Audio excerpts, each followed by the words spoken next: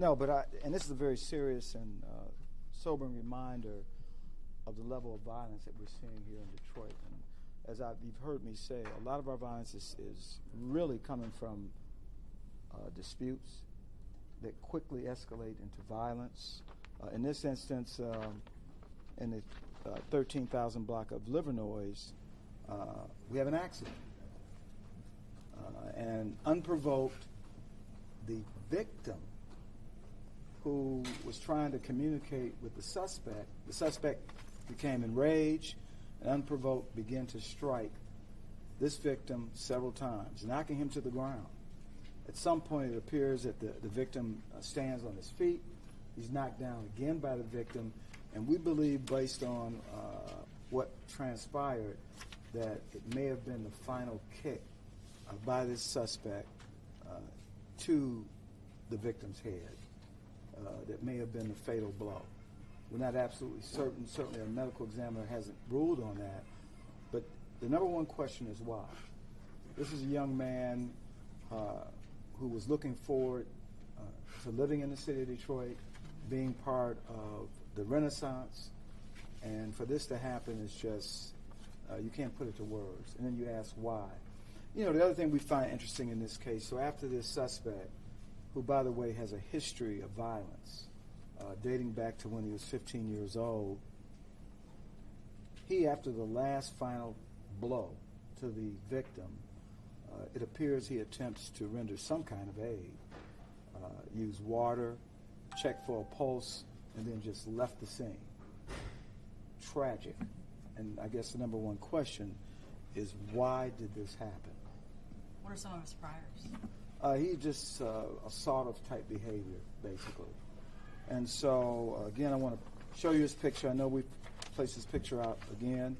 This is the suspect we're looking for. We've identified this suspect, and the suspect's identified as Lawrence James Davis, black male, 23 years old. Lawrence James Davis, if you're seeing this, turn yourself in. Do yourself a favor. We've identified you. People are going to call us. Turn yourself in. What do you say to people out there who might know where he is and hasn't said anything? Help us. You're part of the problem. As I oftentimes say, if you're not going to call us and tell us, you're part of the reason why we see violence. You're not getting involved. And what's unfortunate, and we see it, some will take a video clip of an incident, but when it comes to trying to help us identify someone, it's just not that cooperation. Now, that doesn't mean we get a lot of cooperating citizens in the city who give us information that will help us bring someone like this into custody. He needs to turn himself in quickly. We need that to happen. We know who he is. Again, Lawrence James Davis, black male, 23 years old, and we need him to turn himself in. What's kind of your reaction to that video? It's horrible.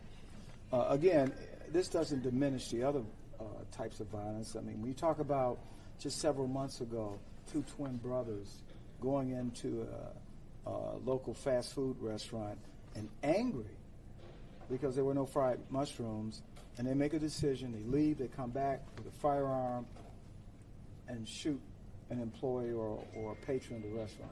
And you got to ask yourself, why did that have to happen? And now these two twin brothers are in custody.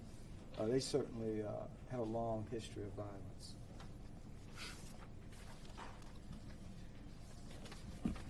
Any other questions on that? I know there's another case that we're working, that we have a suspect in custody. By the way, going back to this case on the fatal assault, that matter is under review at the Wayne County Prosecutor's Office. What do you think about the other guys who were with Lawrence? Do you think they're involved? Do you think they might know where he is? Well, right now, if we find out who they are, they're going to be arrested. I mean, what do you know? We need cooperation. You didn't administer the blow that took the life of this young man, but you certainly were there. You saw what happened. So we need you to cooperate. And believe me, they don't want our attention. We just want to give this family, because our heart and prayer goes out to the family of that victim, like all of our victims. But in this case, this certainly didn't have to happen. You're angry because of an accident. and then you decide to physically attack this young man to the point that it took his life. And you don't think that he knew him before this, or there's any other? There's no indication in our investigation that there was a prior connection. Just the fact that, they had an accident. Both cars were damaged, and the suspect became extremely angry, evidenced by what we saw as what you saw in the video. And moving on, if anyone has any other questions, moving on to the chip incident, I was told that, well, I guess you can, sorry, I'll let you speak.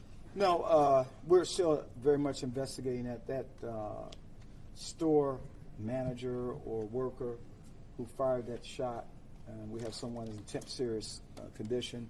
Number one question, once again, someone stealing a bag of chips does not warrant you firing a weapon. That's not acceptable ever. And so we've taken that person into custody. That's also a case that will be submitted for review by the Wayne County Prosecutor's Office. But a simple theft does not warrant retrieving a firearm to do what? You fire through a glass, you endanger other citizens, you shoot someone that was maybe in the company of a person taking a bag of chips, and now he's fighting. He is fighting. He's in temp serious condition, and this is another matter that didn't have to happen. Some witnesses were saying that these guys have been in there all week, kind of loitering and stealing, and I guess apparently threatening to kill this clerk. Have you heard anything like that? I have not heard that, but let's say that's accurate. Not a reason to shoot someone. Use a firearm. What should have happened, and if it did happen, we want to know about it, but did the store have a relationship with the local precinct? Did they have conversation with our neighborhood police officer? Did you report it to the police that they were having problems with this group? And if so, what did we do? But this is something that you don't take into your own hands. And certainly I don't think there's anyone that would believe it's okay to engage in this kind of response to someone stealing a bag of chips, even if he's been there every day this week stealing chips. So this is something that's causing us a lot of concern, and we will hold store owners, managers, employees who use this type of force to stop someone from a simple theft. You're not faced with an imminent threat to your life or the life of someone else. That changes it. And it's one thing when you say, and we haven't confirmed this, that maybe he was threatened. Well, how was he threatened? Did the individual come in and point a weapon? He threatened him with a weapon? I'm not getting that from this case. What I am getting is he shot him because he stole a bag of chips. Not acceptable. And so he's going to be held accountable. He's in our custody right now. So we'll see what happens. Is he cooperating? I'm not getting to the investigative part. I know you like for me to go into the details of an investigation. You know I never do. Did he come in? Was he arrested? Just say he's in our custody. Okay. Is that okay? And really quickly back to the crash. Do you know who caused that crash, that car accident? I'm not certain. It doesn't matter who caused it. It was an accident. Accidents happen. But becoming angry and resorting to violence is not an option. This young man did nothing. It appeared that possibly the young man was trying to cooperate. Don't know who was at fault. It's not an issue. It was an accident.